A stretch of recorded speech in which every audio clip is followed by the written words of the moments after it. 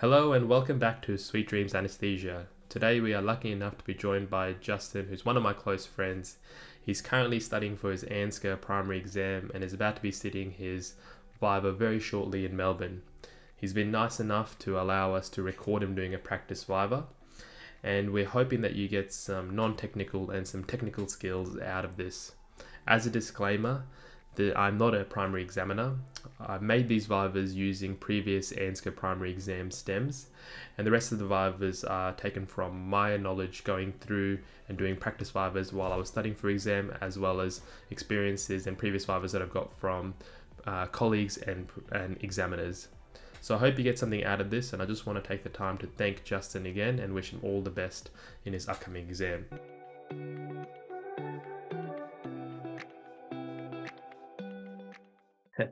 Hey Justin, thanks for doing this. I know it's a bit nerve-wracking trying to do a Viva, especially when you're feeling it get recorded, but we've done a few practice ones. How far away are you from your exam now?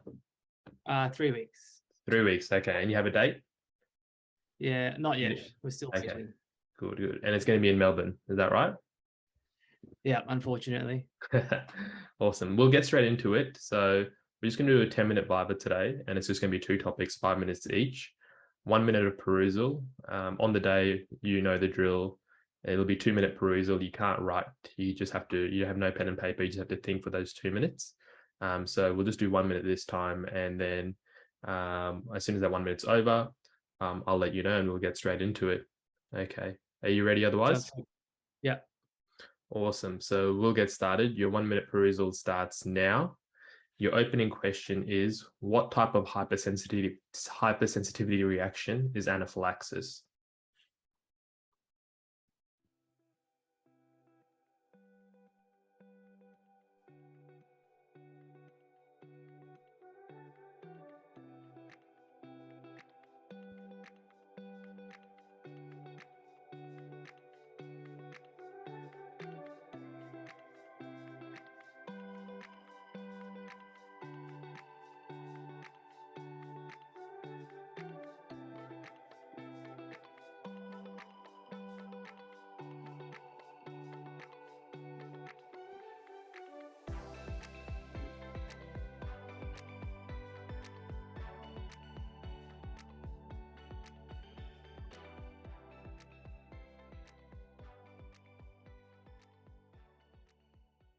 All right, your 1 minute's up. Hey, Justin, my name's Ani.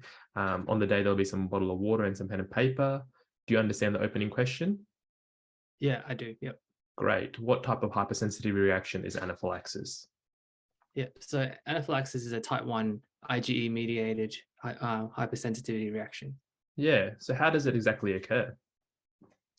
So there are essentially two phases in this reaction. So the first phase is the sensitization, where the body is exposed to the antigen, and this causes the antigen presenting cell to present the antigen to the T cell, and the T cell then presents this to the B cells, and they produce IgE as well as IgE.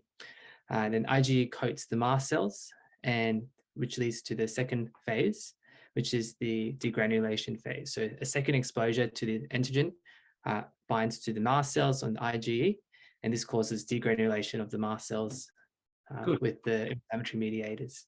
Good. Is anaphylaxis dose dependent? No, it's not. Yeah, good. So if I was to give someone, say, a patient rock uranium for the first time in their life, could they still have an anaphylactic reaction to this? Yes, they definitely could have an anaphylactic reaction. Yeah. So what kind of, when someone has an anaphylactic reaction, what kind of substances are released? So essentially there are two phases. We have the immediate phase, and there's the delayed phase as well. So immediately we get substances such as your tryptase, histamine, as well as your, can't remember the last one at the moment. And then secondary, we get things like leukotrienes, bradykinin, as well as prostaglandin release. Okay, let's focus on histamine. What kind of receptors does histamine work on? Histamines work on the G protein couple receptors, and there are two essential types of histamine receptors. There's H1 and H2. Yeah, what specific G protein coupled receptors do these work on? Are these? The H1 are the GS protein coupled receptor, from my understanding, and H2 are GQ protein coupled receptors. That's right. It's a minor point. But when these receptors are activated, what happens when they're activated? So depending on which receptor, essentially with I might have gotten mixed up potentially. Yeah. But with the histamine released, you get vasodilation, causing increase in permeability of the capillaries. Yeah. This causes fluid to extravasate, and you get edema essentially. Yeah. Apart from edema, is there any other clinical manifestations that you see? Yep. So you can also get a rash as well. Good. As well as the tachycardia as well as a result. Yeah. Good. Do you commonly get tachycardia with histamine release? No, not with histamine release. Okay. What triggers do you know of in the anesthetic setting that are common causes of anaphylaxis? Sure. So the main common cause are your antibiotics, which things like the cefazolin that we give prophylactically. Yeah. Also, we have our muscle relaxants, which are the top two, and the chlorhexidine or the antiseptic solutions that we use to clean patients with, and methylene blue as well has been known to cause anaphylaxis. Good. How do we treat anaphylaxis? So anaphylaxis is treated using our ABCs and early recognition and calling for help. But the mainstay of treatment is adrenaline. Yeah. And how does adrenaline work specifically? So adrenaline works by managing the mucocutaneous respiratory cardiovascular symptoms, as well as stabilizing the mast cells from releasing more mediators. How does it work on mast cells? What receptor is it working on? It binds to the beta 2 receptor, from my understanding. Good. And we sometimes give steroids as well in treatment of anaphylaxis. Why do we do this? This is to treat the second phase, to reduce the prostaglandins that are released, just in case there's a recurrence of the symptoms. Yeah. And commonly, what kind of test would you use to confirm if someone's had an anaphylactic reaction? We would use the tryptase levels. Yeah, why tryptase? Why not something like histamine?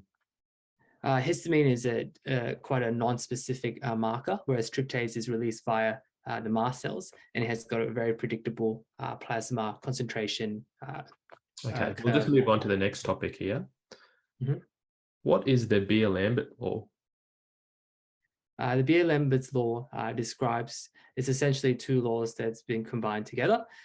The Beer's law describes that a solvent with increase in concentration of the solute has an increased absorption of light, whereas the Lambert's law describes that as light travels through a length in the solvent, as it increases the length, it increases the absorption of the light. Yeah, good. What clinical devices do you know that use this law? A few of our clinical devices in anesthesia utilize this law, things such as the infrared absorber for CO2 monitoring, as well as the pulse oximeter. Yep, good. How does a pulse ox work? So the pulse ox works, I can talk about it through the detection as well as processing and the display of the number. So is that okay? Or Yep. Just tell me a general sure. overview. So generally overview, hemoglobin species absorb light at a variety of wavelengths. So this is your infrared and red light. So essentially deoxyhemoglobin absorbs red light at like a high amount, whereas oxyhemoglobin absorbs infrared at a high amount. Yeah, and good. so we use these two values to determine the arterial saturation of oxyhemoglobin, essentially. Yeah, what are those specific values?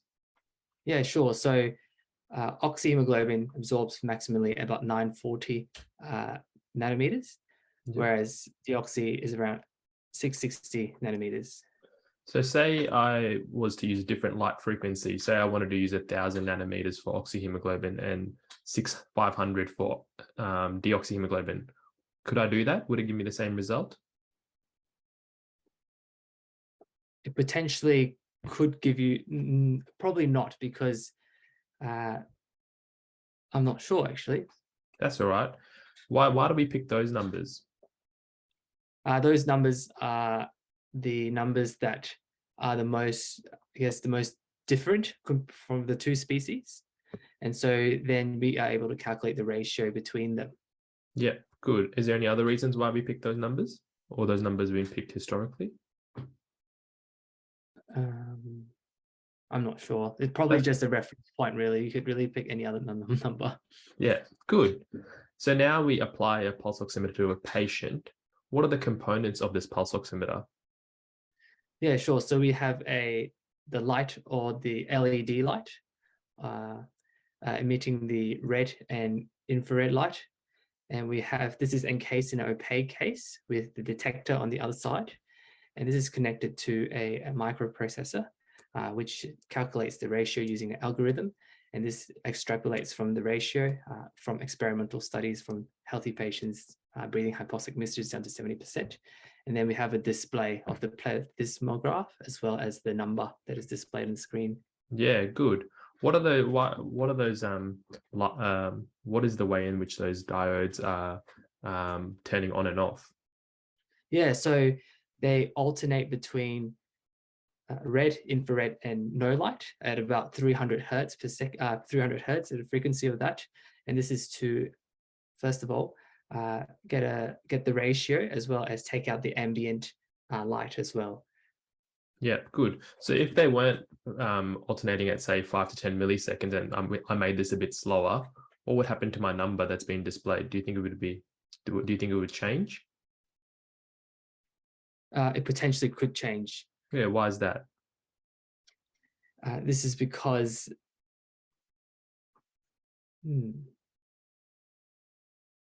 I'm unsure actually. That's all right. Why does it have to be so fast that those lights have to alternate? Because it has to be able to match the blood flow, essentially, or the pulsations. Good. Yeah. So at the processor, what is actually being calculated to get the number on the pulse oximeter screen? Yeah, sure. So we have the pulsating, or the pulsations of oxyhemoglobin at 660 over the deoxyhemoglobin at 660 over the pulsating oxyhemoglobin at 940 over the deoxyhemoglobin. We'll just stop there, and that's 10 minutes up. Take a breath. How do you feel? A bit unsure. It's not easy, especially this is probably a really uncomfortable environment, knowing that we're recording this as well. Even for me, I felt uncomfortable like doing the questions, and it wasn't like a natural kind of rhythm. And I know we've done a few Vivas together, so being able like doing this with a recording happening is definitely an uncomfortable feeling. But the good thing about it is that it's actually simulating something that you're going to get used to on the day, which is that kind of being really uncomfortable, and different examiners will have the kind of blank face or blank stare, and you won't know how to deal with it. And sometimes they just won't give you any feedback that you're on the right track. I think overall you did really well, but I want to hear from you in terms of like, how do you think you did, just not the content, but maybe just non-technically, how do you think you went? Yeah, it was definitely different, because when I knew I was recording, Yeah. and it seemed a bit more serious than what we would have normally. Yeah.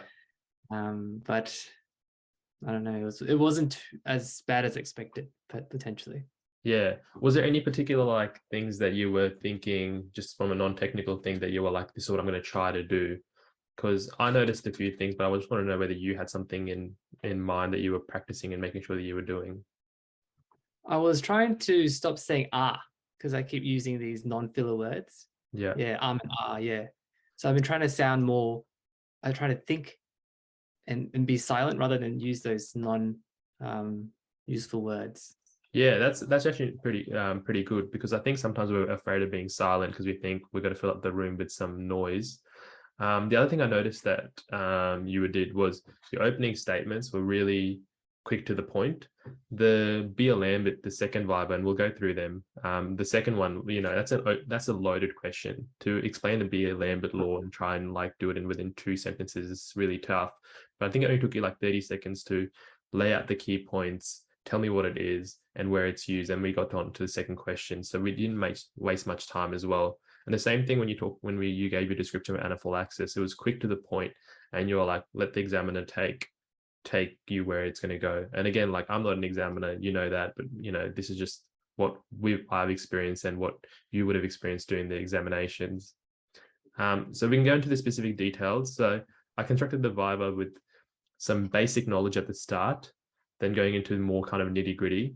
There's some side questions there that just will kind of like separate those candidates that are like really know their stuff, and hopefully an examiner will tell you like minor point. I think when I asked you about G protein, I mean, what kind of protein coupled receptors are histamine, you knew GQ and GS, and you know, you got them the wrong way around, but you knew one was different. That's like a minor point. And if you didn't get it, I would have been like, oh, let's move on. But you knew it, and it's okay if you muddle up the small thing, because it's like an examiner isn't going to kill you for that. Well, hopefully they won't. The clinical manifestations of kind of histamine release.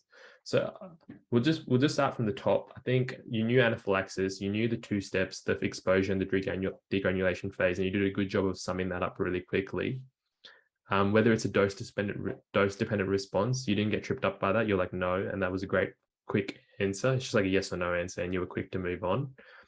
Can it occur with rocuronium? You said yes, and there potentially you could have used a throwaway line, like, you know, there's thought to be interactions that occur with not giving the actual drug that are due to the molecular structure that people can have from other stuff. But I didn't mind that. And then you knew the substances released. It's okay if you didn't know all of them, but you got the main ones. You got the histamine. I believe you said tryptase, and I think you said bradykinin as well. Yeah.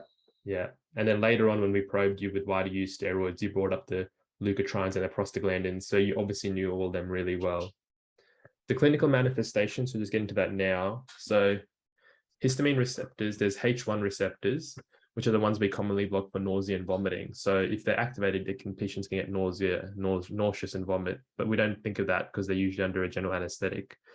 The rash can occur, but sometimes we don't think of that because they're very hypertensive, so we don't see that. Bronchospasm. And then H1 receptors kind of do the opposite to H2. So they make the heart go a bit slower, and so they cause AV delay.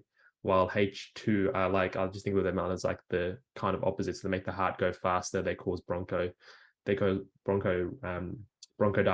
or bronchospasm. That was pretty much the main thing. I think you said tachycardia, but that was a minor point to unpack. How does H2 GS? Sorry, Arnie. Yep, the H2 are kind of like GS, isn't it? GS, yeah. H2 is GS, and then if you remember, H2 is GS. Like S is usually, I think about, as stimulating, and so it's going to make something go faster. So it's going to give all the pro effects. And then you knew adrenaline worked where it worked, and the key point is always to know that adrenaline works from the beta-2 receptors on mast cells to stop degranulation. The only other thing people might ask you is what is the other usefulness of giving adrenaline, and that can be the vasoconstriction with the alpha-1 effect. And why are steroids given? You were quick to the point, you know, decrease the prostaglandins. If I asked you where do steroids work, would you able to go into further detail? Would just follow the arachidonic acid pathway, or just inhibit the lipooxygenase enzyme? Yeah. And how do they decrease the arachidonic acid? Just by inhibiting the phospholipase A2. Yeah. So it increases the production of a substance called lipocortin, which then which decreases phospholipase A2 production, which decreases the ability to then make arachidonic acid from the phospholipids, the membrane phospholipids. So it's high upstream. And I think if you just, you know, that was a minor point if we got to it. We're running out of time, so I went and talked about what kind of tests do we do. Tryptase. The reason we use tryptase over histamine, so 99% of tryptase is released by mast cells.